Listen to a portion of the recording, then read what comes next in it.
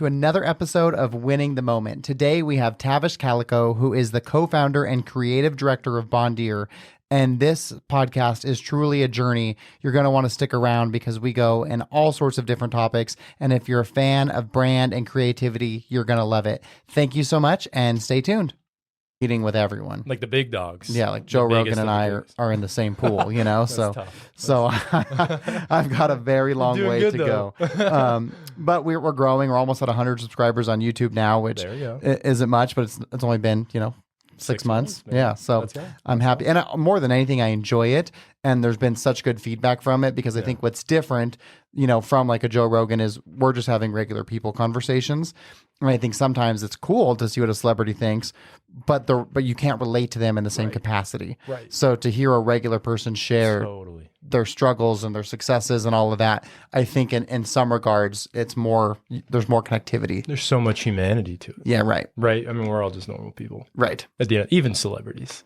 They don't think they are. No, they are normal people. The problem is too many people don't perceive them to be normal people. Totally. Everything's skewed because of that. So then they put them on a threshold and think, well, whatever that person's saying is irrelevant to me because I can never get there. Yeah. But they may have these amazing philosophies that are universally true, but it's harder for someone to accept them because they think it's only true for them. Right. When it's actually true for everyone. When it's like, we don't do the same stuff. And I've been fortunate enough to work with Tavish, on a couple different projects over the years. But Tavish, thanks for being here. Hey, man, thanks for having me. So let's start to talk about branding and BONDIR. So that's how we started. That's how I got to meet you. I think the first project I worked with you on was the Cliff Rose. Yeah. When we were doing their conversion. Yeah, it's crazy. Still one of my favorite logos of all time. Hey, like thanks. Me too. The hummingbird and the rose together. Man. When that happened, it was magic. It was like, wow. That really is working. It is, it's one of those things. That's how it is. I've never seen it duplicated in that capacity ever again, where like one image could be so representative. Right. It's very difficult to represent. That's the whole challenge. A brand in an image without words. It's funny. I was just telling this to a client I'm working with right now that I actually think that it's kind of funny. We place so much emphasis on this little 1 inch by 1 inch kind of image, right? And we ask it to do so much for us. Right. And I don't know, it's just a funny art form when you think about it. It's hard. It's a really tough one. And I don't know if people put their minds into it, but you're trying to convey meaning that's really deeply rooted for these organizations. And it has to be technically functional. It needs to be flexible and and it's so hard too because then you've got like this odd, let's say your client, like we just did a rebrand for this incredible lady in Gainesville, and she's owned this property for 30 years. Right. And so it's like you're trying to help her understand what her logo could be, but it's so intimate and personal to her. And her reaction is so different than what the general public's reaction is because they're going to experience her for the first time without 30 years of history. Totally. But to help her understand that is so difficult because to her, it's like a fabric of her life, which makes what happened at the Cliff Rose so amazing because that was similar. It was a 30-year a pivot and name change. And so I'm curious, like what started you in this industry? Was it art or like what? Yeah. So I was always kind of this closeted art nerd kind of person. Okay. And did you grow up here in St. George? I grew up in St. George. Okay. Yeah. Born and raised. And it was funny. I actually was inspired by my next door neighbors, they're my family. Okay. So 2 of the brothers to this day still are probably some of the best fine artists I've ever met. Wow. I mean, and they don't, one of them actually became a designer, and that's really my entry point into this. Okay. So shout out to Travis Topham. Travis Topham. Yeah. He played basketball, right? No, that's Sky. Sky. Okay, yeah. So Sky is my best friend growing up. Skylar had that game winner against Dixie High School. He stole the inbounds pass. Yeah, that's the one. Yep. So Sky's older brother, Travis. I call him my Yoda. Okay. To design. And, he and his older brother, they were just incredible fine artists. I was always inspired. I remember they had this gallery down their staircase going downstairs that their mom would put all their pictures up. When you say fine artist, what does that mean? I mean, like pen and paper, ink, and really detailed, beautiful, intricate, hyper-realism type stuff. And it was just always inspirational. And I was this little kid. I'm younger, and so I was this little kid. As a little kid, I was drawing dinosaurs and things cars like that. But eventually, my sister, she had this record player, and she got a hold of my parents' albums. all of her records. And so she was just spinning albums. And so we were sitting there listening to the Beatles, Led Zeppelin, the Doors, the Kinks, like all of these old bands. And I remember looking at these album covers and just thinking they were so beautiful. And so I was actually, as a young kid, I was redrawing those bands' logos all the time. Okay. Then I got into snowboarding, and then it turned into snowboarding logos and all of that. Yeah. And I didn't really realize I was connecting to that kind of art form at that age. I eventually went on to fine arts, painting, and, you know, drawing with ink and paper and things like that. I ended up in school for that. I was going to ask, so do you have technical training in it then? Yeah, but I mean, you know, I'm a tortured artist, I guess, but I don't think I'm that great. so I don't know. I went to the formerly known Dixie State and for a year. And really, I'm not a school guy. So you only went for 1 year. I went for 1 year. I didn't even go into the art program. I had a 72 Chevy pickup truck that I was restoring. Okay. So I was using the auto body at the college to do that. I took a sociology class that I flunked. and then I actually had 2 art classes, and one of my art teachers kind of, I don't know, maybe he just kind of recognized that I was passionate about it. Maybe I had some skills for it or whatever. And so he offered up this kind of retroactive scholarship of sorts, where they basically came and paid for my tuition. Okay. And gave me this scholarship to complete my school year. And I jumped into several more art classes, kind of did that whole thing. And did those help? Help with what I'm doing now? I think it's just such a different discipline, but it definitely helps. Because regardless of the output of art or creativity, doesn't matter what it is, I think it's a meditative state, at least for me, to enter into this space where you can start to create just out of yourself, not based on what's around you, but almost closing your eyes and starting to create, whether that's music, whether that's art in any fashion, whether that's building things or conceiving ideas, strategies, and so on. I think they're all different types of art. So at the deepest level, I would say, it definitely helped because it connected me to that space even deeper inside. Sure. And that's something that's really, it's paramount for the kind of work I'm doing. What's your favorite form of creative output right now? That's a great question. I've got this super old house. I wondered, because I'd seen some of that, like you guys working on that. Is that downtown? It's downtown. Do you live in it? We live in it, which is not the greatest decision of my life, but it's been amazing. It's a teeny tiny old house built in the 1920s. Wow. Sits on a good sized lot, and it's under the red rocks, so it's beautiful. But that place has become my new canvas in my life. Okay. And it's about an acre in size. And so I have this canvas that's giant, and it looks like dirt. And it looks like walls, and it looks like, materials and things. And we're slowly working our way through it and just trying to be thoughtful. It's interesting when you get into a small space. Yeah. You have to be extra thoughtful. How many square feet is your house? The living space is 1,400. Okay. So it's pretty tight. I have 3 kids. I'm married with 3 kids. I lived in, Megan and I, our house before this one, we lived in it for 5 years. It was 983 square feet. Yeah. Yeah, we've done that. Me and my wife, 2 kids and 2 dogs. That's rough. That's rough. So we're all right. Like, it's not horrible, but it's tighter than what's comfortable, right? Yeah. We were in California before in a house that was larger. Yeah. It's hard to downsize. Yeah. And then to do that with renovation going, right, because then some of your space is inaccessible and usable. It's always inaccessible. Yeah. There's always some space. So what's the dream for it? Like, what's the vision? The vision, so we're on the Ironman course. Oh, cool. We're on the marathon course. We're right downtown, 4 blocks from Main Street. There's lots coming. I think St. George, downtown's thriving. It's thriving, and it's just going to grow. And so, we actually have 5 lots there. We got like a flag drive. Okay. We've got a natural spring on the property. Oh yeah, you told me about that. We have some cool opportunities that we're slowly trying to tap into and carve. Yeah. I'm this is not my world. Yeah. I'm very uneducated on like how to do all of this with the city and just the development. I need to talk to you. Yeah. Because it's a huge, massive learning curve, but it's really exciting to, it's so related to my job. It's actually the exact same disciplines as to what I do every day for my work. Yeah. It's just the output looks different. Yeah. It's a home instead of a brand. Right. But the disciplines are the same. Yeah. You're designing, you're thinking, you're budgeting, you're starting to put people in place to do certain aspects of certain projects and so on.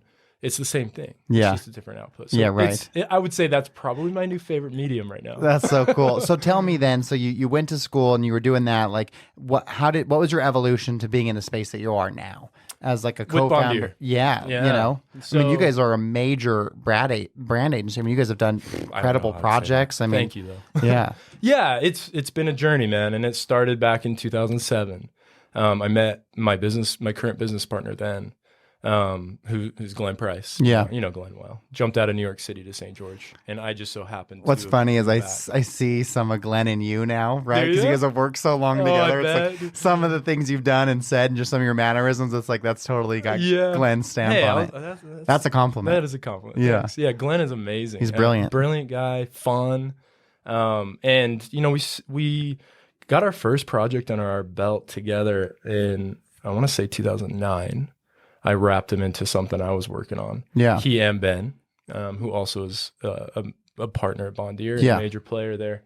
You know, we kicked things off way back then. I moved to California in 2011 and was doing my own thing. And ultimately, Ben and Glenn, they cover sort of one very specific discipline of brand. Yeah. And that's like what we call it's core identity. It's beneath the surface. It's not the visible, tangible aspect of the brand. It's what you think and feel. Yeah. Yeah. It's what's felt, not what's seen or touched or heard. And it's really abstract. And truthfully, we've been in R&D mode for a decade. I feel like we finally are nailing everything down in meaningful ways. But, you know, ultimately I was down in California. I was designing. What were you designing at the time? So my wife and I moved in 2011. We didn't know anyone. I didn't have any jobs lined up. There was nothing. We just moved because we wanted to get out of St. George. We wanted to experience something new. Sure. There's lots of other reasons, but ultimately, we landed in Encinitas, and we just kind of put our head down and did what we could. I started kind of hitting the pavement, meeting people. With the intention of working in design, or with the intention of designing. I was in design at this point. Yeah. Design what? I mean, what I'm doing right now. Okay. It was brand focused, but in those early days, I was open to it all. Okay. I was illustrating. I was working with a company out of Newport that just specifically focuses on data visualization. So I was designing data visualization. Okay, so they're taking like a spreadsheet and saying, here's all this data. We need it to be compelling visually. More than a spreadsheet, it was marketing for companies based on data points. Okay, gotcha. And it was taking that and illustrating that and making it visual and connective in a meaningful way. So delivering what could be mundane data in unique, visual, creative, connective, meaningful ways. So I did that for a while. I was freelancing with a client here in St. George still, that I had helped build their whole brand from the ground up. I was doing illustration work. I was doing web work. I worked with a company in Encinitas called Rain Optics, Rain Sunglasses, R-A-E-N. Okay. Helped them do their first line of soft goods and their first catalog. You know, I was doing all this stuff. It kind of got dicey right in the early days. It was crazy. We moved there, and within 6 months or so, all of my work dried up. Oh shit! And I was 6 months. You know, I was like, dude. Oh no! I'm like, hey, we were paying $700 for our mortgage in St. George. The good old days. The good old days. We moved to California, and our rent was $2,100. Yeah. No job. Right. Knew nobody. We saved up some money. No kids at the time. No kids at the time. This was 2011, and so we were like, holy shit! What did we do? Yeah. We just tripled our cost of living. Right. We don't have a plan. Yeah. You know, so we just put our head down. My wife, she gets all of the credit because she's an esthetician. She started a little studio effort there that just blew up for really fast. And that allowed me to kind of figure my... So you didn't have the pressure of like, let me go find this. I mean, it was pressure in early days, but she picked it up. So it's funny, actually. So at the beginning of 2012, she hadn't started making money. All of what I was doing had dried up. And I remember specifically one day we were laying on our bed together and we had $500 in our bank account. And we had a $2,100 rent payment coming up. And I was like, dude, I think my wife was crying. I think she was crying. It was like, we're going to have to move home. Like, what are we doing? And how old are you at the time? 25. Okay. So, 24, 25, something like that. So we were just like, it was that kind of scenario. It was really real. I was working as much as I could in a day. I was building my own portfolio. I was making up work. I started doing some illustration work. I remember I did like this illustrative piece of Creedence Clearwater Revival album cover that I kind of interpreted of my own that kind of like gained some traction. Okay. These were early days of Instagram. People weren't using Instagram for art. I was creating art, and I actually started building a following. Wow. I got up to like 7,000 followers in 2011. And then I had no money. I had no job. I had no prospects. And I had a friend of mine who was a creative director at DC Shoes reach out, and they offered me a job. So I took this job at Quicksilver DC Shoes. Wow. But it was up in Long Beach, right? Like just the last exit of Orange County before you get to Long Beach. And I'm living in North County, San Diego. Right. So I took the job because I really needed it. And I was commuting an hour and a half each way. How far apart was this from like the $500 crying on the bed to the job offer? Probably within a month. A month? Probably in that month. And I think, and I want to just go back to this, and then we'll jump on the story for the DC Shoes, because I think people need to hear it. So how did you handle that in the moment? Like, what was that? What did that conversation look like? I'm trying to remember. All I remember was feeling like a lot of despair. And then, I think it was a matter of really trusting that we could make things work. Yeah. And I started reaching out to whoever I could, past people I'd worked with, others. And I think we scraped together a little bit of money to make it. And then I got that job up at DC, like within a few weeks. It's very quick. I heard a quote the other day. It said like, yesterday was spent worrying about today, but today is the yesterday that you were worrying about, right? And so it's like it's so easy to think like right now, today, or you and your wife back on that bed, like how are we going to make it to tomorrow? Totally. But that day you were living in was once the yesterday, and you're in the tomorrow, right? And so it's like you just got to go one day at a time. And I think it's a great story to share, because I think when you're in it, like at that moment, the two of you probably felt like we're the only people who can't figure this out, who left St. George, like how are we failures, when you label yourself all these things, and yet then you can see what can be accomplished. And I think even though that seems so difficult and challenging, like what a great story it is to now look back on. Yeah. And it makes the story so much more interesting. It works out. I mean, it's so crazy. I had this amazing experience recently. As a side note, I've been doing a lot of therapy for myself. Okay. Because I need to. I've been doing like traditional therapy, like going no, psychotherapy actually. Oh. So glad I asked. I've been using plant medicine to help. Okay. Doing lots of forms of meditation, yoga. I'm very deep into yoga. Doing a lot of the things that people are picking up on, like cold therapy, breath, stuff like that. But I had this amazing experience recently. And in that experience, I kind of had this dreamlike vision, right? This kind of like this visual in my mind. And I was in this dark space. It was like this misty dark space, and I was being pushed forward.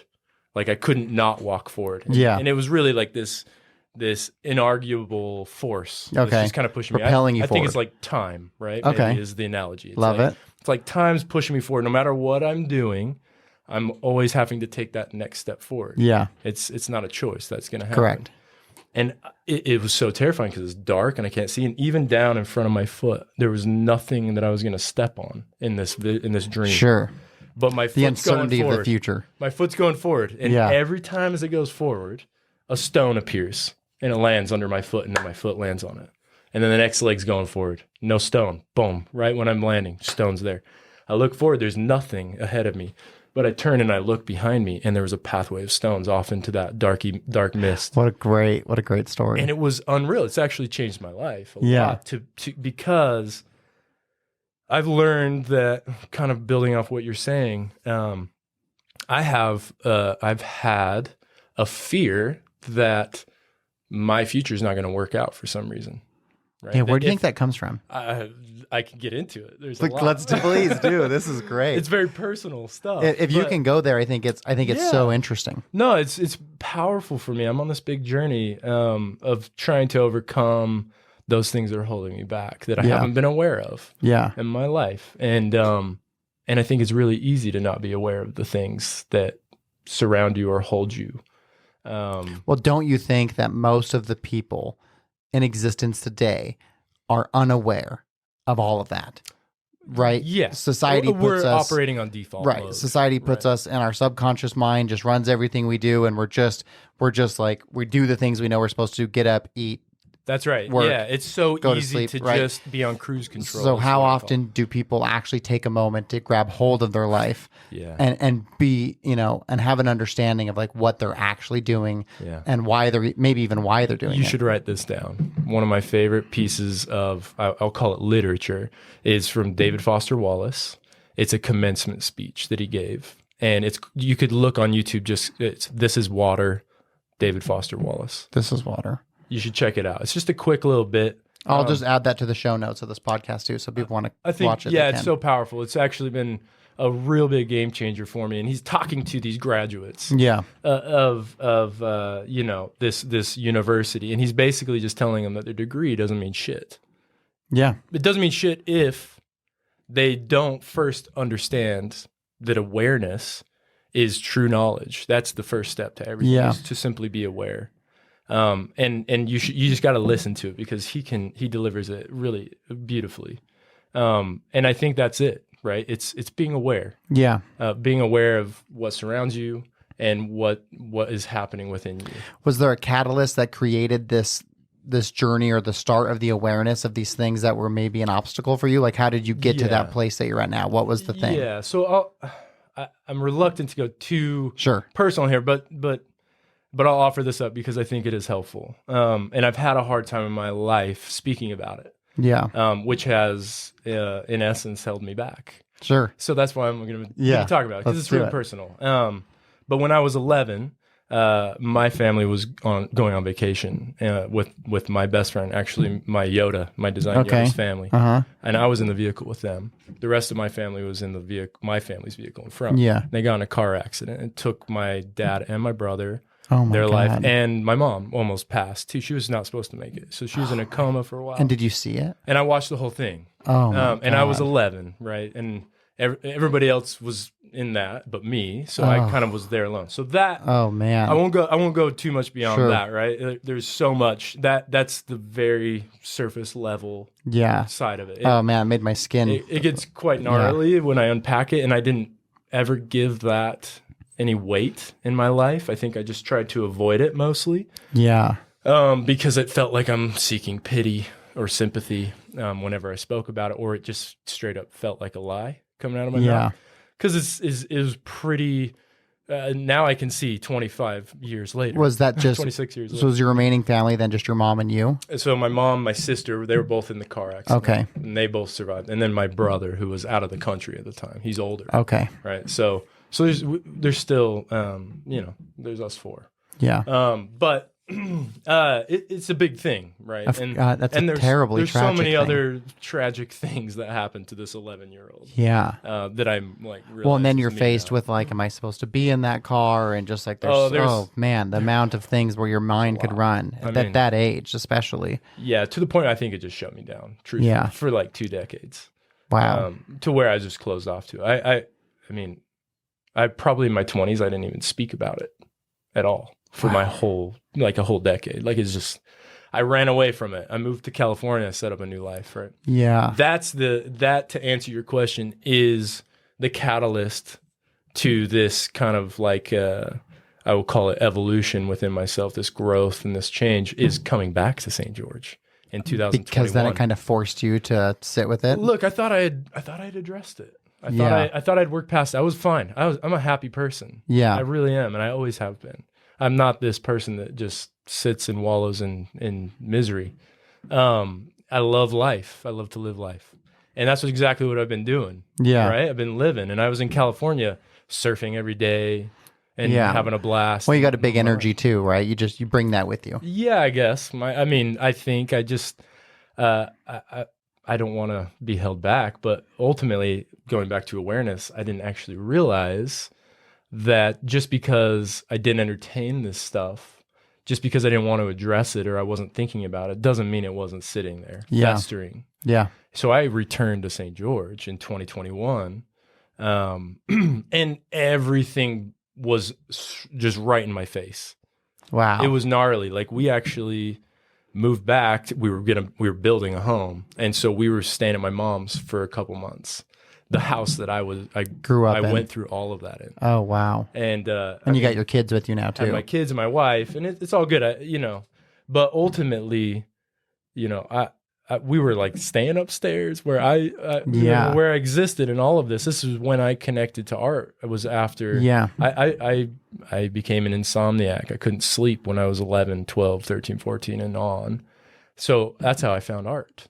That's really when it really sunk in. That was like an outlet for you to disengage from reality. It was the outlet. Yeah. It was the one thing. It was music and it was art. I play the piano and I got into some other instruments and I just love music. It's actually my like number one choice of expression.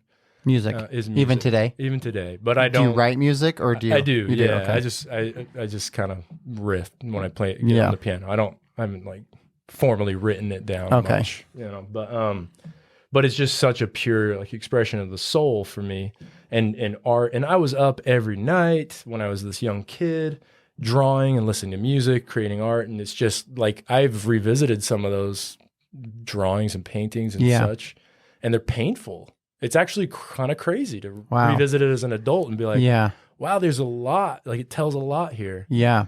So anyways, we come back 2021, I'm 36 at the time. And so it's been 25 years, right? You think you move on from stuff. Yeah, and right. I'm like, holy shit. Heavy. That, along with a lot of other things in our current day life at that point in time, just didn't go right. They didn't go according to plan. My wife had a miscarriage right after we moved back. That was the second one, and it was really gnarly. Oh man! She rushed to the hospital in an ambulance, and like life-threatening scenarios. I got injured. I broke my arm. I tore my shoulder on a mountain bike ride because I was pissed at a client who was threatening to sue me. Like, so you're doing like an angry ride. I was on an angry ride, and there's just like thing after thing. The house we were building. We got caught up in the storm of 2021 when materials shot up 3,000%. Yeah, they raised my house price $100,000 while under contract. Yeah. And it was like, wait, what? Right. I was about to go vertical. We did all of the groundwork. Yeah. We're about to go vertical, get a construction loan out, and the price had doubled on me in the time that we did that dirt work. And I'm like, I'm not marrying a house. I'm sorry. Yeah. But it was so gnarly because we had already gone through that whole process. Oh my gosh. Of designing and building a home. We were ready to go and get it finished. So it's like we did all the work and we didn't get, and you know how painful building a house is. Oh, it sucks. And so anyways, there's just all of these things. And then I'm back in this environment where these demons are just all around me all the time. And I actually found myself in a place where I wasn't wanting to live. I was like, this is too gnarly. I felt like my whole being was gonna explode. So I'm gonna get emotional. I got to share with you. I was telling my friends. I said, so I'm only 25 episodes in. There's not a lot of episodes, okay? Right. And I said one of the most common themes so far, and I've only had one female on the podcast so far. Okay. That's just the way it shook out. Is how many of my guests have brought up suicide? Really? Yeah. And I was like, it's not my intention. In recent years? Yeah. I mean, like, it's not my intention. I didn't know this, right? Well, yeah, you don't broadcast. So it's like, and yet it keeps getting brought up. I mean, it's been brought up in maybe 4 of the last 6 podcasts. So wild, man. And I'm like, it's one, so scary. And it's 2, almost more scary that until I sat down with someone for 60 minutes and had a conversation, I never knew. Yeah. So you have these relationships with people and you don't know because, there's all those reasons why you wouldn't talk about it. But it's like, man, how can we help? Because now I just know. Now I know the people listening, like who's ever listening right now, there's a good chance that a high percentage of them are experiencing that. So when you brought that up to me, it's like I got flooded with emotion because it's just like, again? Like that, yeah. I can't believe. So what do we do? How do we what? And I guess you're going to share some of that. So let's just go back on it. And look, I have so much respect and reverence for the topic. It's hard for me to accept that I actually have had those feelings in my life, and I feel some imposter syndrome for some strange reason. in this world of pain and sadness. Yeah. Which is so crazy because I've been acutely aware of it. Do you mean almost like that your pain isn't enough or something? Like, is that yeah, what I think saying? I compare it. I know I have a good life. I know I'm fortunate. And I know so many people have it so much worse. I get what you're saying. So your life is so good, you almost feel guilty for having those thoughts because there's people who suffer. Right. But I think what's important about that message is that everyone's pain is real. It's pain. Regardless. Someone told me something that really helped me. They said something to the effect, it doesn't matter if I'm drowning in 15 feet of water and you're drowning in 6 feet of water. We're both drowning. Yeah. I'm like, oh, that's a good way to think about it. Like, don't diminish your life, in comparison to other. Comparison is a waste of time. Yeah, no, and you can get so caught up in that. And so I think I didn't mean to stop the train of thought. I really needed to share that because I love that. Thank you. I think it's so important, and I'm so glad you're sharing it because what you did for you. Maybe there's someone listening who's like, I want to try that. So let's just get back on that path. So Amy, is Amy's your wife? Amy is my wife. Amy's your wife. So she has her miscarriage. That takes you get that client. Threatens to sue you. Just everything built on top of each other takes you to that dark space. And so how did you, what was the thing that propelled you out of it? Was there like one moment where you were like, yeah, I mean, I started journaling in 2019. Right at the end of 2019. And how do you journal? When you say journal, how do you do it? I have this app I use at work called Notion. Okay. I use it for everything. Okay. Shout out to Notion. Shout out Notion. You should check it out, dude. It's an app that does everything. Never heard of it. Yeah, you should check it out. It's a tool that is multifaceted and you can get it to work for you however you want. I use it to run my business, from project management to scheduling to delivery to clients, to internal brainstorming, writing an organization, so on and so on, blah, blah. And then I have a section of Notion that's private for me, and that's where I do a lot of my life stuff. I do trip planning for our family there. Okay. I have like a journal called Conscious Thinking that's just like existential thought type stuff. Okay. And then I have my not daily journal. I use my phone calendar a lot to help prompt myself to do things. Yeah. So every 2 weeks, Sunday night at 10 p.m., I get a calendar notification that says, write in your journal, you'll regret it later in life if you don't. I love that. So that's all it says. And so every 2 weeks is kind of my cadence. So you're doing like a dump of the last 2 weeks. Not even. Sometimes I don't do it every 2 weeks, and I'll do a dump of like 3 months. Okay. Sometimes it's a short blurb of a conversation I had with my daughter that day or my friend, or I'll just like screenshot text messages of something that I had. Like I use it in whatever way. I don't give myself too much rigidity when it comes to journaling. You just let it flow. I let it flow. You're too creative to have all that rigidity anyways, right? Do it. Like in the moment, what's in my mind, how am I feeling? And I think about it as though it's coming from me to my children later in life, or whoever, or Absolutely. Whoever's going to come across this. I want them to get the inside track a little bit. Sure. And I started journaling, and that in itself was a massive form of therapy. I went to a traditional therapist for the first time in my life in the beginning of 2021, like probably January. Because of all those thoughts you were having, is that what got you in the room? Yeah, so I started journaling, and I read back a journal entry that I wrote down in August of 2021. August of 2021, I read this journal entry and I was like, holy shit, dude, you were having suicidal thoughts at that time. Like I had 3 days where I couldn't be alone.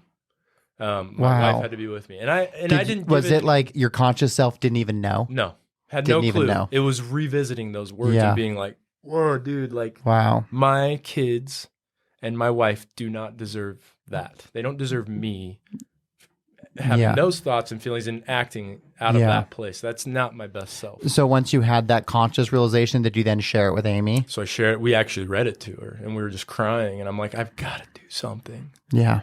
I went to a therapist she recommended.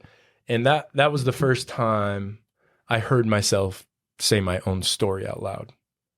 Wow. The therapist was just asking me about myself, and he's doing the therapist thing where they ask specific digging questions. Isn't that interesting? So if we did this podcast 2 years ago, would have been completely different. Totally different. I wouldn't have addressed any of this. No. Wow. Yeah, no, I heard it out loud, and I'm like, whoa, this is actually my story. Yeah. It's not fake. Yeah. Like, I'm not making this up. I'm just telling him, because he's asking me specific questions. I'm answering them. And I'm like, yikes, you know? Anyways, I went back one more time to him, and it didn't have the same effect. And I'm like, I think that's all I needed. You just had to get it out loud. Had to vocalize it.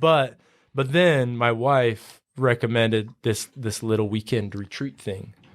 And it was like yoga and breath work. And had you done any of that stuff at that time? No, I thought yoga was stupid. So were you against it? I was so against it. I'm like, no, dude, it's like $2,000 to go do this thing or something. Like, and I don't want to go do yoga with a bunch of people I don't know. And and like have to hug each other and tell you love each other. And I'm like, no. That's a tough thing. And she looked at me.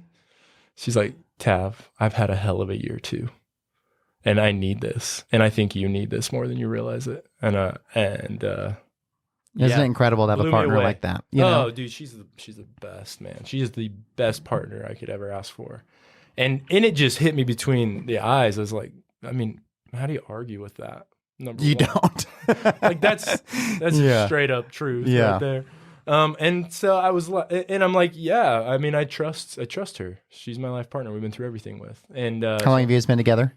Dude, we celebrate our 15-year anniversary next week. Congratulations. That's Thanks, amazing. Kate. I appreciate it. I feel too young for that. I know. Well, I've been dating Megan for 17 years. So probably similar to you then too, right? Yeah, something about that. Yeah. So we went to this retreat. It was the first time I've ever done breath work. First time I ever gotten a cold plunge. First time I've ever done any form of meditation. Yeah. Or anything of the sort. That's actually surprising, just given the creative spirit that you have. Yeah. If there was someone to be interested into in that, yeah. It seems like it would have been you. Where did you go for the retreat? It was just out, what do they call it? What's that new golf course out in Hurricane? The nice Sand Hollow? No. Further. Oh, Copper Rock. Copper Rock. So it was out there. Okay. It's really cool. Beautiful event. It was unreal. I had some experiences there that actually just totally changed. It was the impetus of opening me up to myself. Yeah. It helped me recognize. There was one experience in particular that helped me connect to the tools that I have within me to resolve my own inability to let go of things that were holding me back. Does that make sense? No, I do actually. I love that you shared that, because I believe, and I think it's so important for people listening to know that whatever we create, we can fix. Because like our body created it, so certainly our body can correct it, right? And dude, that was the beginning of a journey that I would never, ever have expected in a million years. The last 2 years, so that was, what are we at? We're in 2023, end of 2023. Yeah. So that was right at the beginning of 2022. I believe. Okay. So you're like 18 months in. February. Yeah. So I'm like a year and a half into, like, I mean, absolutely being in love with things like yoga. I mean, I do yoga daily now. I have a daily yoga practice. We go to classes a few times a week. Do you do the cold plunge still? Yeah. I need to do it more. I want to do that. I just hate the cold so much. I know. It sucks. It never gets easy. But honestly, it's pretty nuts. I mean, there's so much to talk about here that I talk too much. I feel like a lot of times. I know, this is wonderful. Bounce all over. But I've started now, a year and a half in. I've gone through a lot of journeying and going deep and starting to kind of piece apart just my life, my inner workings, who I am and how I exist and how I show up in the world and how I feel, and just getting really, really tapped in. Yeah. And ultimately getting healthy through it all. It began as a mental health journey that quickly turned into a physical health journey. Yeah, because total health, you have to have both. Right. They're inextricably connected. Yeah, like even if you were absolutely just shredded fit, but you were sick mentally, you're not healthy. No. Yeah, and I have my own opinions on health, and I'm not saying they're universal, but I mean, I think true health starts in the gut. Yeah. And you did the cleanse. Oh yeah. So did I. Yeah. Did you really? Oh yeah, dude. The greatest, life changing. You know McCrae Hepler? Of course, he's the unofficial mayor of St. George. So his episode comes out next Wednesday. Nice. But he just started his yesterday. Oh, shut up. Yeah, because I tell everyone about it, because it's like, I think it's so incredibly important. It's massive. And I think that it's funny. I was telling my friends about it, and I said, well, I think there's two things. Like, there's parasites that live in you that are there for food and fuel, right? But I think there's also trauma parasites Surely. who are living off the trauma, because we're all just energy, right? And so if they thrive in a negative space, then I believe that, they're inside of us. So I believe they're sending out a frequency of what they need, whether that's like a craving for junk food, or like I need something salty, or I need something sweet, or like I just want to be pissed. Like I think when you've got something that's inside your body, it's like trying to take you over. Like, of course that's going to impact you. Yeah. And he goes, you lost me when you said that there's like trauma parasites. Yeah. I said, well, look, I don't know. No, it's all weird, dude. At the end of the day, I acknowledge. Yeah. Look, I acknowledge the weirdness of all of but this. there are aliens living inside of us. I mean, that's what those parasites are. Shit, dude, I mean, I saw them. I know yours were crazy. I can't deny it. No, I like literally, and everybody that's done this now, they see that. Yeah, it's undeniable. So anyways, I don't like to get too pushy with some form of like way of living. I just think it's important to share, because everyone gets to decide if it's good for them or not. And I think that, you don't know until you know. And so if someone else was struggling with things like you and they thought, you know what, maybe I should do that retreat that I didn't want to do. I mean, look, my wife and I, we kind of practice life holistically somewhat. Like we try to be healthy naturally, and things like that. What's your guys' diet like now? Yeah. I mean, it's not like it's perfect, but man, since doing this this 10-day detox, parasite and heavy metals detox, that's what we're talking about. Where you're just eating organic fruit, drinking distilled water. There's a couple like. Did you do any of the soups? Yeah, they're good. So good. Dude, that's especially when you haven't eaten, continues to be my diet. Mostly. Really? Truthfully, like I mean, I live off fruit smoothies most of the time because I love it. It's not because I'm trying that hard. Yeah. I had a In-N-Out burger last week when we were in California, driving home. We had to get something quick. I felt like hell from it. I know. Like I can't do that anymore. It's not because I don't want to. It tastes so good. It hurts. You know what I learned is that doing the cleanse, so much of my cravings were emotional, and that's it. It wasn't like I'm hungry, I want to have ice cream. It's like I need comfort. Yes, food gives me happiness, and like there's certain foods like a chicken noodle soup where it's like that's tied to so many positive emotions that like I'm just eating happiness. Absolutely, and like I could just eat and eat and eat. And so it was really interesting. So I love to test things. Same. So I'm getting ready to do the cleanse again on October 1st. I want to do it every quarter. Sweet. Because I feel like you just got to keep. I agree. Yeah, I'm about ready to do it. Keep working on it. So I'm doing that. I just got my blood drawn. I don't go to the doctor ever in my life. Yes. I just don't do it. But I was like, okay, I'm gonna try the carnivore diet. Nice. So we bought half a cow, like grass fed, never interacted with humans, like just living its happy life, right? And so I was like, well, I want to have some tangible information as to like what was the outcome of this. Totally. So I got my blood drawn on Monday. Okay. And then I'll do my 10-day cleanse. I'm going to do carnivore for 90 days, get my blood drawn again. You're going deep, bro. Yeah. Well, because our chiropractor was like, if you really want to see, he's like, so there's going to be good things that will happen in 30 days. And he's like, and good things will happen because you're just not having processed foods. Of course. So just like if you just ate vegetables for 90 days, you'd also have positive things because you're taking out all the shit that exists in our food system. Yeah. But he said, if you really want to know, if you really want to see change, try it for 90 days and let's see what happens. And so I don't know what's going to happen. Like could I ask who your chiropractor is? I don't know. Yeah, actually I do. It's in my emails. It's not Vradenberg, is it? Nope. His name is Dr. Gibson, I believe. Gibson. Okay. I think I've heard that name. All homeopathic, really cool. He was actually, Dr. Gibson is his name. Shout out Dr. Gibson. He was actually the San Antonio Spurs chiropractor. Cool. And has done a bunch of stuff over in, like Japan, and has published a bunch of books over there, all homeopathic. And like even when he took my blood, I was like, thought he was gonna have to hook up to a machine. He just like pricked my finger, and I was like, oh, I thought you'd have to do a whole thing. He goes, well, hospitals still do it that way because then they can bill you $3,000 for each of these processes. Right. But he's like, realistically, it's $100 for me to run your blood. So funny. So it'll be interesting to see. So stay tuned to listeners. Me know. Yeah, I'm so down for going deep now like that. Just really going all the way and seeing the results. Yeah, I want to see how my brain feels. How do I think? How do I feel? How do I sleep? And then I'll also have the actual like bio data. Does my testosterone go up or down? Does my cholesterol go up or down? What happens to my weight? So I'm really curious to see. I don't think a report. Yeah, there's nothing I'll do forever, but there's certainly things I'll do for 90 days. Another interesting biohack I just tried. Have you seen like people who tape their mouth shut? Oh yeah. So I met when I spoke at an event in Columbus. I can't remember if it was a week or 2 weeks ago, and the CEO of Hostage Tape was one of the speakers. And he Is that the brand? Okay. It's called Hostage Tape, and he gave out the tape. And so me being willing to try, and I kind of thought it'd be scary, like to tape your mouth closed. It actually is very comforting. Wow. And I've slept better than I've ever slept. Oh, so it's just for sleeping? I mean, you can do it for other things. Like it's when you breathe in your mouth, you're not supposed to, because right, that's I'm a nose breather when I sleep. I don't have an issue. That's what my wife said, and I said I got pictures. Oh, like really? she thinks she's a nose breather. Maybe you should have some pictures. But she sleeps with her mouth wide open. Like when she's exhausted, it's like that, you know? Cool. Yeah. And so I can say that after doing it now for a week or 2 weeks, I do have a different level of rest and rejuvenation when I wake up. That's so cool. Been really interesting. Hey, I need to check that out. Because sleep is paramount. I have lots of changes in my life. Like I said, I was an insomniac.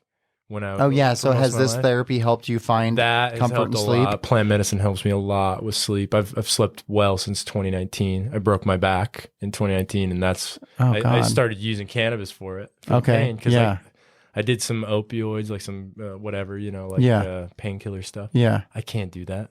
It's the worst. It is the worst. Yeah, it just makes dangerous too. Makes me feel horrible. Yeah, it's dangerous. Thank goodness you didn't like the way it made you feel. No, I've never really liked the pill thing. So, but that I found like relief from pain, and also just incredibly better sleep. Yeah. And that's continued.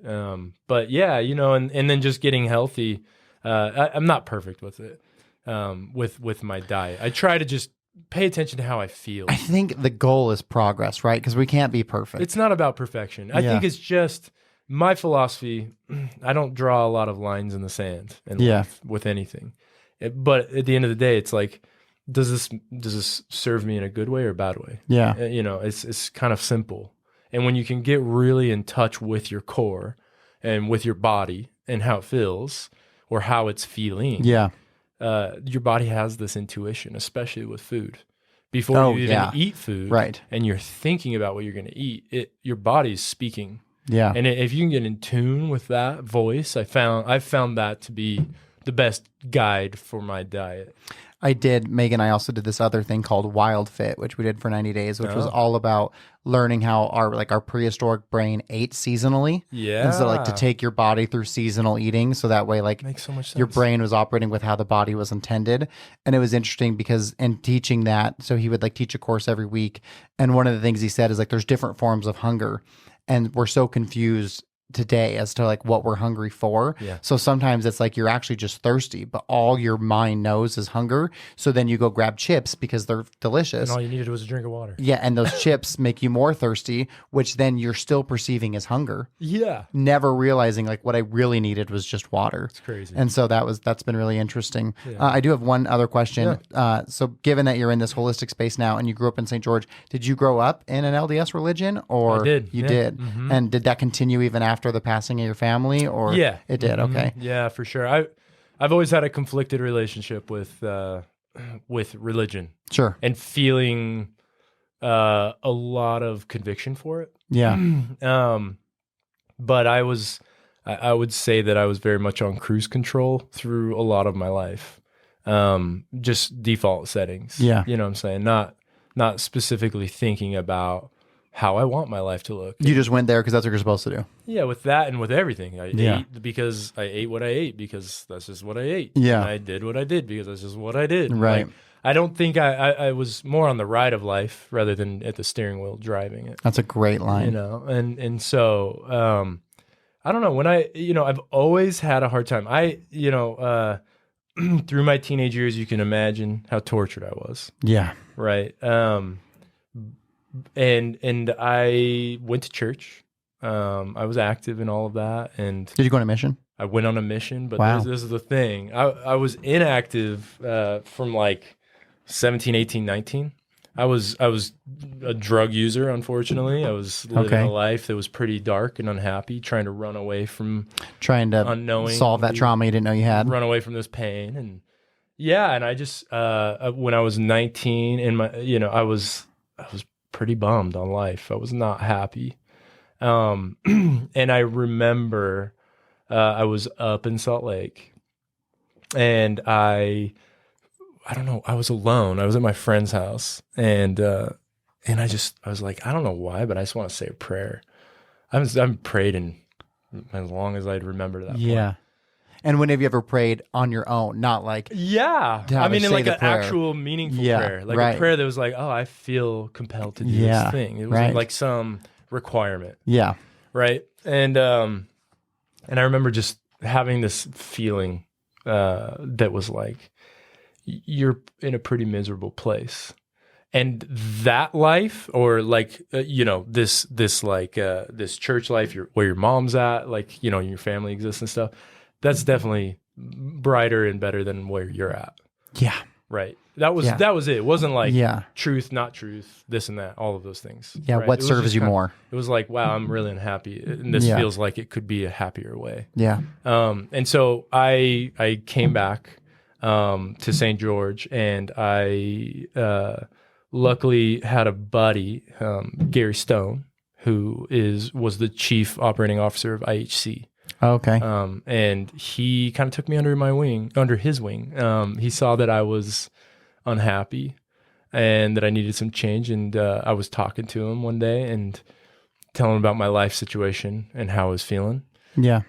And he had this idea. He's like, well, what if I helped? What if I got you a job at the hospital working night shift? Because I was talking to him about how I was stuck in this group of people that was very easy to just keep going. Yeah. And I didn't want to because I wasn't happy. So he's like, well, let me get you a job. It'll help solve several problems. You'll be able to save more money, and it'll be an excuse. Yeah. So he got me a job at the hospital, working the night shift, 6 p.m. to 6 a.m. And I was going to school at the time. I was in the art program. Yeah. I was restoring my truck.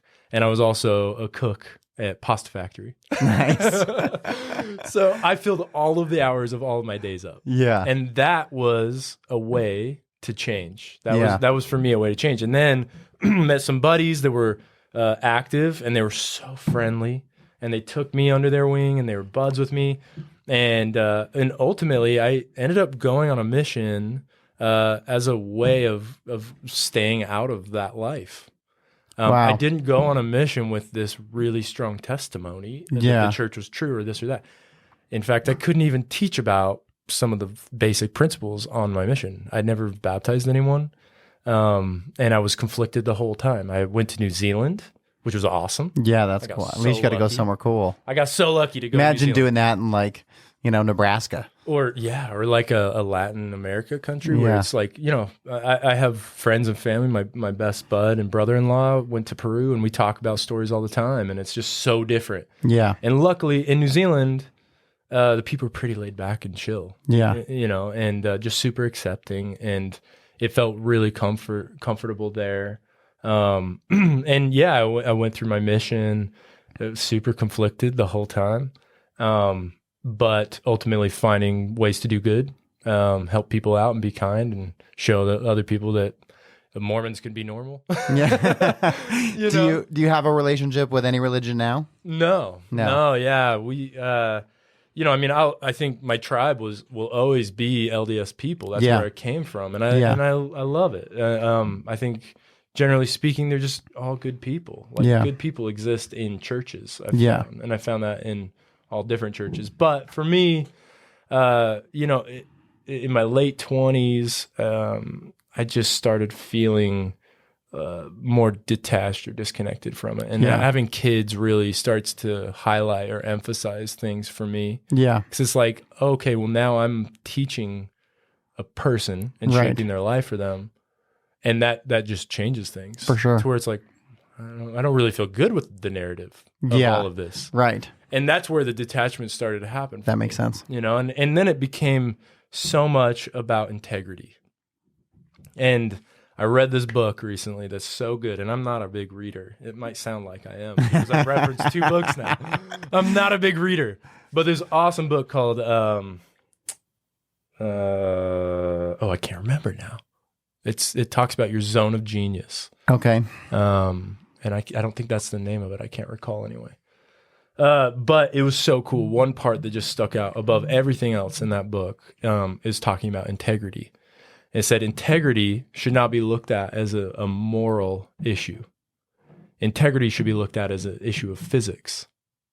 Interesting. You're either in integrity or you're not. You're in or you're out of integrity. I like that. It's so black and white. There's no gray area when it comes to integrity. Well, and just because you're in integrity right now doesn't mean you'll be integrity tomorrow. No, it's a daily challenge to always remain truthful to who you are, authentic to your identity and yourself, and what's real and true coming from you, purely. And honestly, my business, BONDIR, that's the exact same discipline that we take organizations through.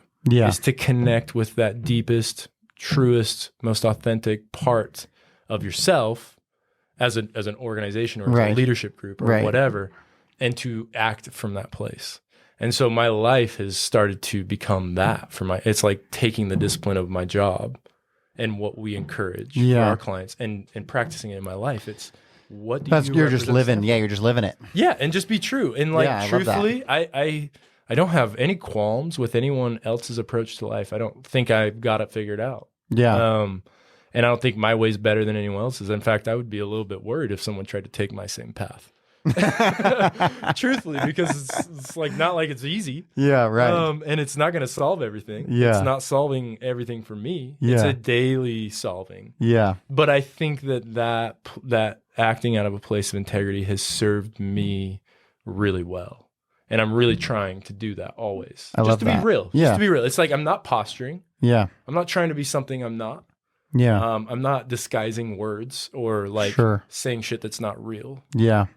Just to look cool or to fit in. Right. I'm fine to disagree with someone. If they like something and they ask my opinion and it's opposite, I'll just say, I'm not gonna just say I like it. Yeah. Just because you like it. I think that's something that we need more of, like nationally, right? For people to be comfortable just saying what they feel and for it to not be an attack on you. If you say something I don't agree with, doesn't mean I'm attacking you. I hope it's not. I mean, and I think there's ways to deliver things where it can feel attacking. Absolutely. Or very disarming. And ultimately I like to approach conversations in a disarming way and find common ground with people, rather than highlight our differences and where we differ. Yeah, there's more that we have in common collectively as people than that we don't. We're all living this human experience. So I do have a question for you to go back to BONDIR. You kind of brought that up, and I was curious, like, what is the funnest project you've ever worked on for BONDIR? BONDIR itself. Really? Oh, it's so fun. I mean, it's the most challenging damn thing I've ever done to build a business. To work with a bunch of creative people would be challenging. Yeah. It's tough to run a business in the creative space. Yeah. Those two things are opposites. Creativity, brand, all of these things are so squishy. Right. And spreadsheets don't like squishy. Yeah. So to find a way to operate a successful business in this squishy world, it's tough. It's so fun. And in terms of projects I've had to work on, they're all fun. I'm always in I am always in competition with myself with every project. Sure. And I almost don't really care what the brand or the type of company is I'm working for. It could be a dentist office, or it could be an aerospace company. Right. Or it could be Nike or Vans, Quicksilver stuff. It could be, a cool action sports company and so on. It could be all of these. I've had so many cool opportunities. Yeah. I really am lucky. I got to rebrand the World Surf League, which is like the NBA or the NFL for the world of surfing. Yeah. That's so probably the most globally recognized entity that I've been able to craft. And to like get off an airplane in Australia in 2016 and see a whole wall that's branded by the WSL, and I did that. That's amazing. Was like, whoa. And you're a surfer, so it's like it's melding all these passions together. I think that one's fun, other than the fact that in the actual world of core surfing, the WSL is highly contested as something that's maybe a negative evil or a force for good. And so it's like, but yeah, that was really fun. Well, because I was going to ask, what project are you most proud of? But maybe that's the answer. I wouldn't say that. No, most proud of. I'm really proud of the work that's been coming out of my studio in the last 2 years. We've done work for Intergalactic. Yeah, I was going to say Intergalactic stuff is so incredible. And the thing that makes it meaningful is not what I did. It's what they have been doing since with it. And Tractor Beverage Company is another client of mine. That you can go get Tractor at Chipotle. Yeah, right. We help them make that happen. I remember you guys taking shots of their drinks, like in Glenn's barn. Yeah. Yep. I mean, Tractor was an amazing. That's probably the pinnacle of favorite projects. I would say is Tractor, because it was a very dense relationship. It lasted for 3 years. Yeah, we got into every part of it. I sat at the table with the CEO of Tractor and pitched Tractor to the C-suite of Chipotle. Wow. I went to to Dallas and pitched Tractor to 7-Eleven, to the CEO of 7-Eleven. That's and so built a cool. relationship. Like, I was on the ground with them doing those things and having those meaningful conversations, and then to see them understand their identity in such a meaningful way and to act out of that place always. And then to find these other brand partnerships, these successful partnerships that catapulted these guys. Yeah. All because they leaned into that identity. That's literally why Chipotle took Tractor. It wasn't just because they had an amazing product. Yeah. It's because their identity resonated with Chipotle's identity. Right. That's why. And that just means, that means so much to me. And to take a company from, a $10 million company to now they're like a 600 million plus going up, is so cool to see that because of those efforts. And, it's awesome. I love what you guys are doing for St. George too, because you're showing that like major accomplishments can happen out of here. For sure. Well, I mean? I working hope with big organizations, and I hope. Like Intergalactic, they're like a piece of their equipment is like on every thing in space or in sky. Exactly. Right. I know. And that's happening here, which is so cool. They're doing amazing things. There's so much cool stuff. And St. George has some dynamics that are tough. Ultimately, they're the dynamics that led me to leave in 2011. Yeah. And now I'm back. It's a different place. Yeah. But what I'm hoping with BONDIR and with existing here in St. George is just that, is to show people that great things can happen and come out of St. George. And ultimately, I believe all ships rise in high tide. Yeah. And I want to help fill the pool up. That's awesome. I want to rise that tide. I want to love that. help people just see themselves as better than maybe they see themselves, and understand that it's good to invest in that transformation of self. Absolutely. Right? And to act out of it. So that's the... Okay, so then I got a brainstorming question for you. Okay, what's up? Okay, so I've got my book, Winning the Moment. Yeah. And so I never had social media before the book came out. I just didn't love it, but it was like, okay, I got to be here because that's where the eyeballs are and opportunities. Right. And I want to be able to take that message and share it with a larger audience, and I want to be able to speak and do all of these things. And so Winning the Moment is a thing, but then I'm also me. So I'm Cody Aiden, who wrote Winning the Moment. Yeah. Right? The podcast is called Winning the Moment, but I'm also Cody Aiden, who is the CFO and president of Vibrant Management, which is also a different entity. Totally. Which You're is still split me. all over. And so the question is, from a branding perspective, do you have direction for me on should Cody Aiden be a brand, or should this just be the brand? Like, I'm so perplexed on how do I move that forward in the most effective way? Right. I mean, I think you are a brand. Yeah. I think everybody is, but I think you definitely are, of all people. You're building a name for yourself and an identity around who you are. And it looks a lot like a leader in business. Yeah. An ideas person that's trying to push people forward as well and propel them forward. To me, that feels real. It feels authentic. I think you lean into that. And I think these are offerings from that entity. Okay, so Cody Aiden's here, and then there's these other things beneath me that are part of what I do, but hone into that as... And like that's all my social stuff is like Cody Aiden, right? Like LinkedIn, Twitter, Instagram, all that stuff. But it was really, I didn't know what to do. No, it's tough. Right? I mean, look, I don't think there's a science to it. Yeah. It's unique for every single person, every single entity I've ever worked with. We have frameworks, we have methods of doing what we do, but the outcome's always different. And because every person, every group has different needs, and they come from different places with different histories and different perspectives. And I think it's taking what's real, what's good, what's meaningful, what's unique. It's got to be novel and it's got to be useful. That's what creativity is. And I think taking those things forward is going to serve you best.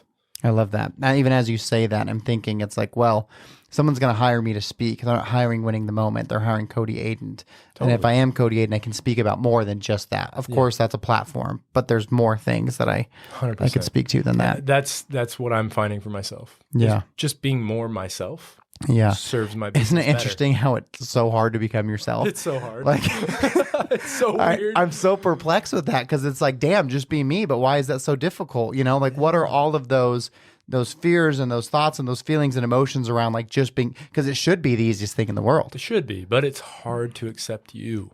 Yeah. It's really hard to accept what's real, what's special, what's unique, and what's good. It's kind of hard to address. It's easier to accept what I'm out of shape. Yeah. I don't have this like perfect man beard. Yeah. Like all of these things. Yeah. Right. It's easy to call those out. Well, and also you wonder, like, are the things I'm doing, are those me, or those things I've adapted and seen that I thought like, oh, that particular thing represents success, so let me fit into that thing. Totally. Right? And then you get so lost from, well, is that who I am, or is that what I'm trying to be? That's right. And that's a difficult question to ask, like, and a hard answer. I think look at who you're attracted to. Who do you look up to in the world? It doesn't need to be like the attraction is broader than like a sexual I know what you thing, mean. right? Yeah. It's like, oh, I'm attracted to people that are original, that are acting as themselves. It's inspiring to see somebody who really feels like they're in this flow state with who they are. They're accepting of it,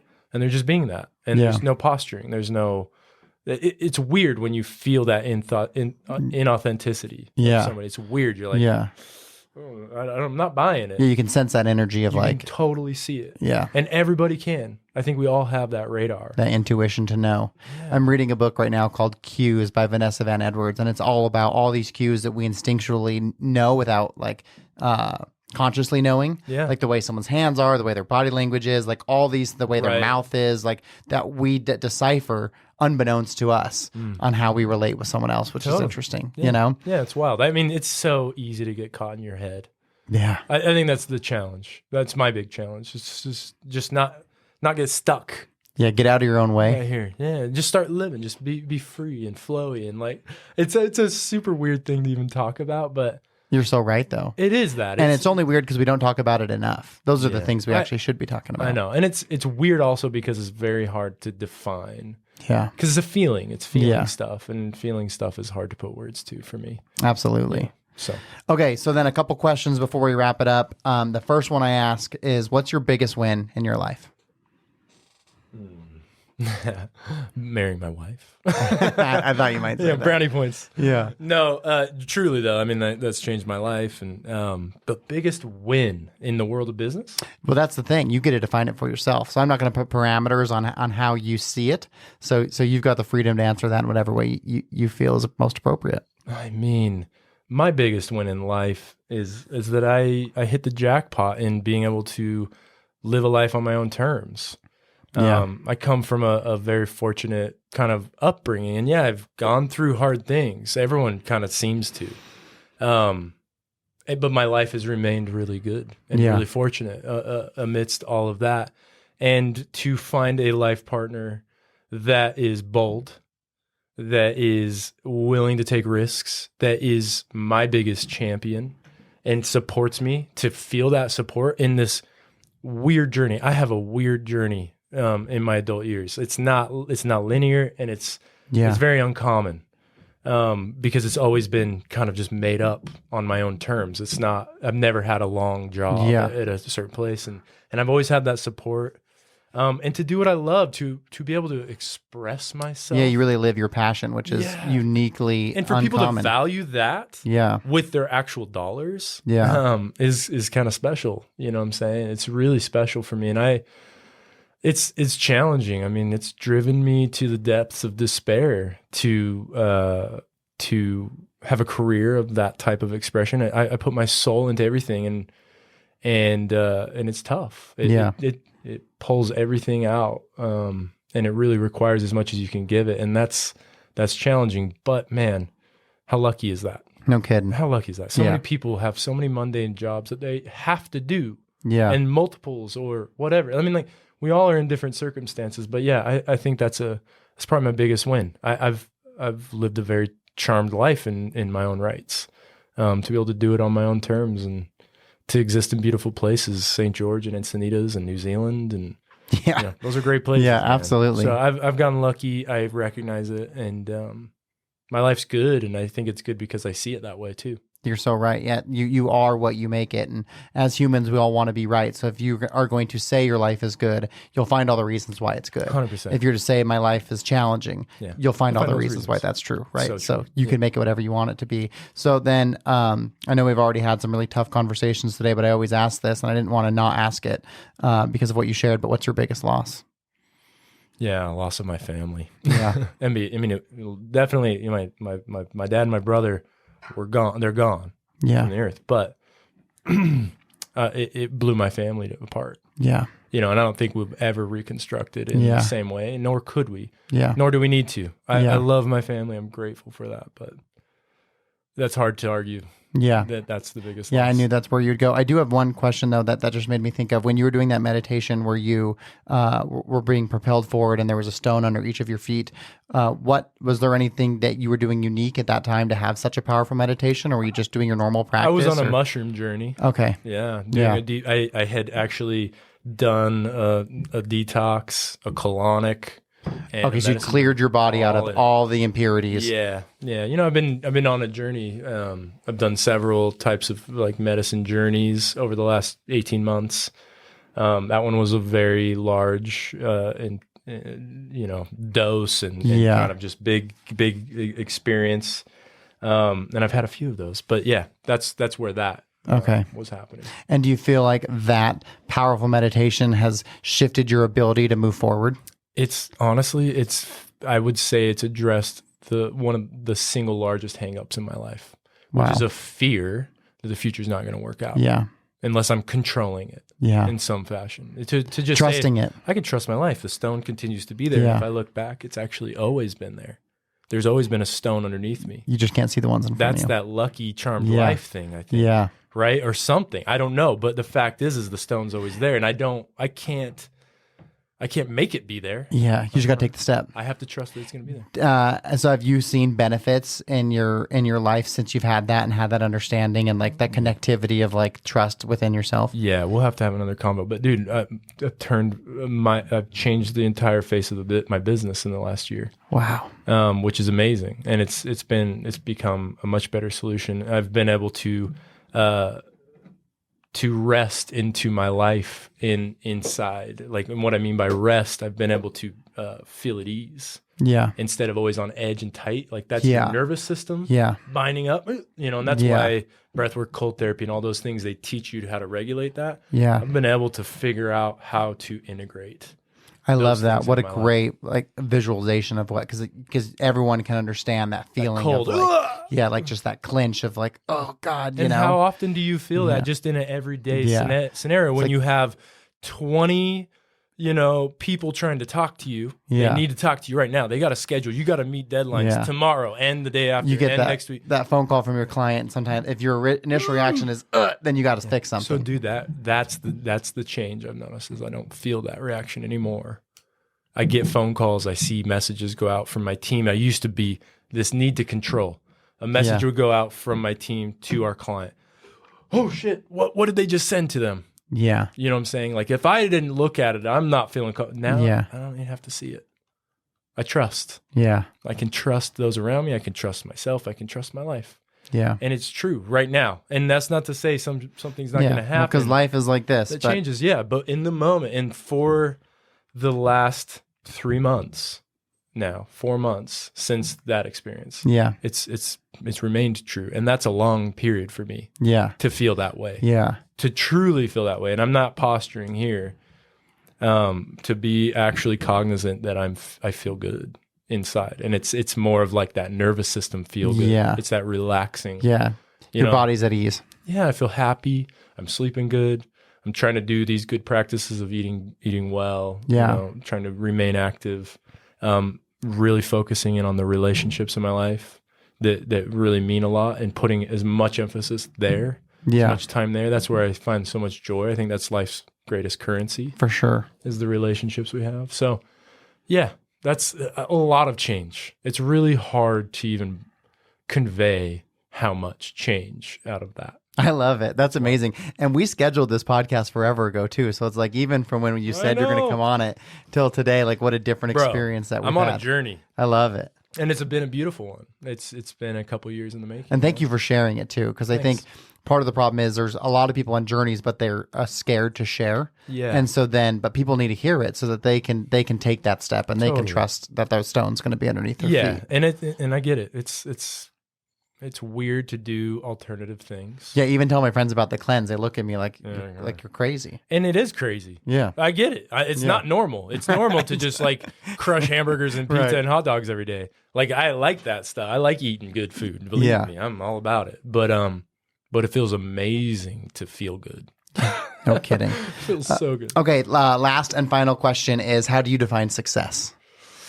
Oh, man. I think all the things I've been talking about, feeling good about my life. Yeah. I think that's the greatest form of success. I love my life. And I can't say I always have. I think that's true success. I love that. That's so good. Well, is there anything that you want to leave the audience with before we cut the episode short, or not short, but end it? Is there anything you want to share with them or places they can connect with you? Well, I mean, I'm kind of a hermit. I really am. I sit on my property in Diagonal, or I'm in California and I'm chilling on the beach and I just kind of do my thing. Yeah. But you can always, you can find me on Instagram. I've got a one-of-a-kind name, Tav Calico. Okay. So you look me up if you want. I don't post very often. I don't know the last time. Sometimes I'll get on the Instagram stories. Yeah. I don't know. If I had parting words, I'd just say, try to find your happiness and trust that. You know what I'm saying? Like, it's hard. It's hard. You gotta figure out what that means for yourself. That's the key. You got to define it for yourself, because don't chase someone else's happiness. Yeah. And don't worry about what other people think about it either. Yeah. I don't think that helps. Like, look at it from your own perspective, because it's your life you're living. It's not anybody else's. No one has rights over that. You don't owe anyone anything. All you need to do is just try to find your happiness in life, whatever that can look like. And it's true happiness. It's lasting happiness. It's not fleeting in the moment, kind of thing that I'm talking about here. And so, I don't know. It's without talking another hour about what I'm saying. That's what it is. Right? Okay. Well, I love that. Thank you so much for being so honest and vulnerable and transparent. I absolutely love the conversation. I didn't know that's what it was going to be. I didn't either. But it was awesome. I loved it. So thank you for being here. Thanks, man. I appreciate it, Cody. You're the man.